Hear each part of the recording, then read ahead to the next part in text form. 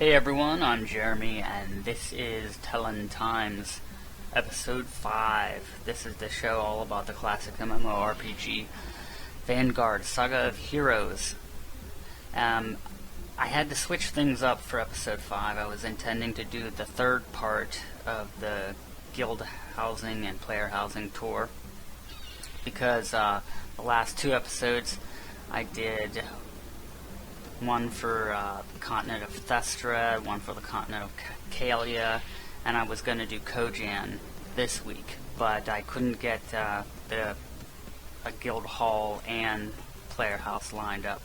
So I'm putting together a separate episode. Today we're going to talk about when the free-to-play conversion happens. Are there going to be more servers? And if there are going to be more servers, what are those servers going to be? Because originally there were different servers, and usually games have different servers when they start up. So, are they going to have more servers?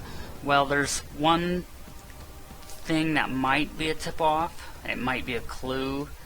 Sony, not too long ago, had a live stream they did for They do a player event guide program, and it's sort of, I guess it's sort of like recruiting volunteer GMs. Only these are player event guides for Sony's games. They sort of held a casting call, if you will, not too long ago via live stream, and during it, some questions about Vanguard were asked, specifically if they were hiring or if they were looking for player event guides, because it's all volunteer, for Vanguard. And the other question was, well, it was a question slash comment about whether you could be on the same, you could be a guide on the same server that you have your main on, and they said, no, you cannot be a guide for the server that your main character is on. So what that means is,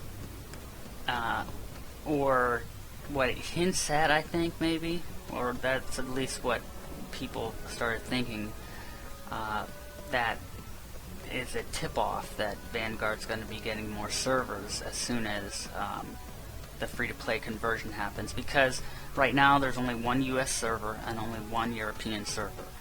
So, you know, it's kind of hard to have your main on one server and be an event guide for another server when there's not another server right now. I mean, yeah, I suppose you could technically say you could go over to Europe server, but those are kind of separated because of countries. But so that could be a tip-off. Possibly that means there's definitely going to be at least one other server, you know, when the free-to-play conversion happens, or more. Who knows? That's up in the air, really. That leads into what types of servers. If there's going to be more servers, if there's going to be enough players to deem opening more servers necessary or worthwhile, are they going to be PvE, PvP, or what? Because the one US server right now is PvE, player versus environment, and I'm not positive about the European one, but I'm pretty sure it's the same. I don't see why, if Europe only has one server, why that one server would be PvP while we have PvE.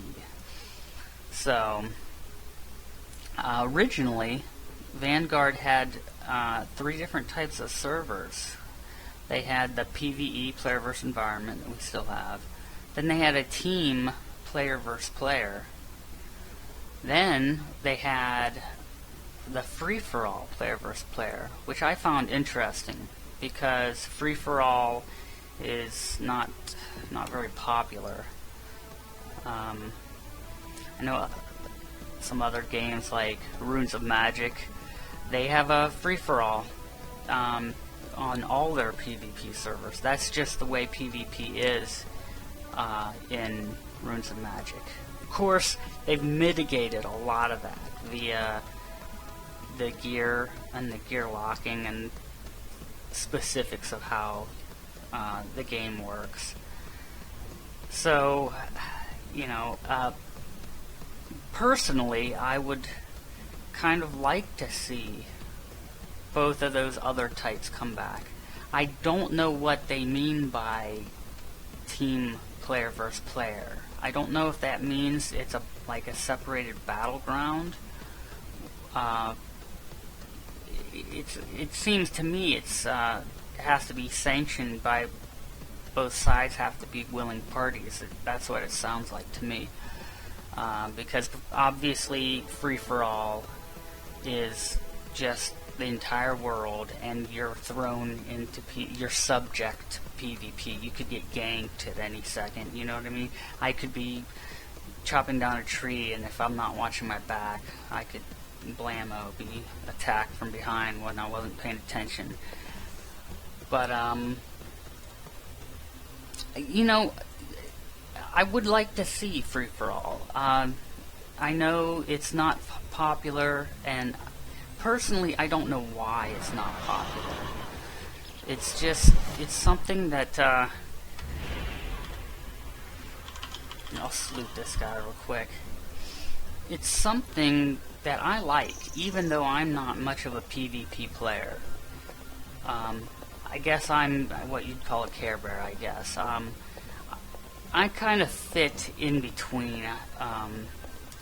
I'm like an in-between player. I was just telling someone this earlier today, that I'm not a full-blooded role player. I'm not a full-blooded progressionist. You know, I'm kind of in between. I like the idea.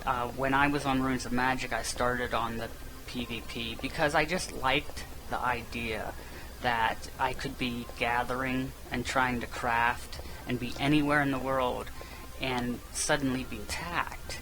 And the idea that I would have to run and hide, even if I didn't want to fight back, because I didn't care about power. I didn't care about fighting in the way you could duel, because you can duel on a PvE server. I guess my mentality, I approach it differently. My idea is that I don't really want to take part in it, but I have fun in it because I could have fun. Like, I could decide to defend myself, and maybe I could win. If I lost, who cares? Whatever. At least it was a little bit of an excitement. Or I could just, you know, try to run away. And to me, I don't know. On some level, to me, that's an additional. That's like adding to the gameplay. But I do understand. I do perfectly understand that that's a big annoyance for many people, and I think that's the main reason free-for-all PvP is not very popular at all. People want to get something done. They get a goal in mind, whether it's just straightforward, you know, getting some questing done, or gathering for crafting, and getting ganked from behind, or having that activity interrupted by having to fight before they can get back to what they want to do. I can see that's a big annoyance. I can understand that. So, you know, maybe we won't see a free-for-all PvP server come back, because as it is, the population is very low, and we don't know how many people will come into the game when the free-to-play conversion happens.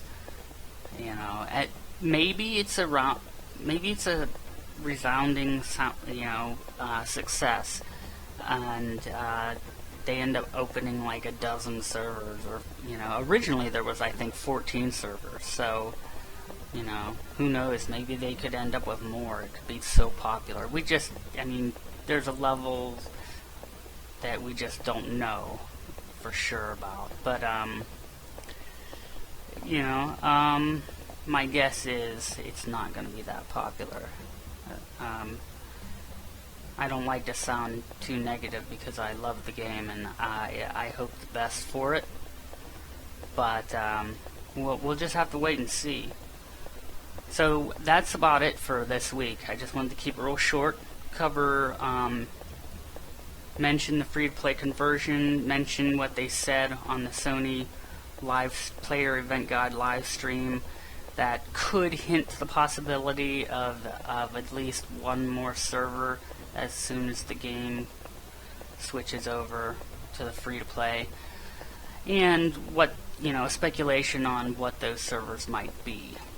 Will they all be PvE, or will they try to bring back maybe just the team, or all of them, including the free-for-all?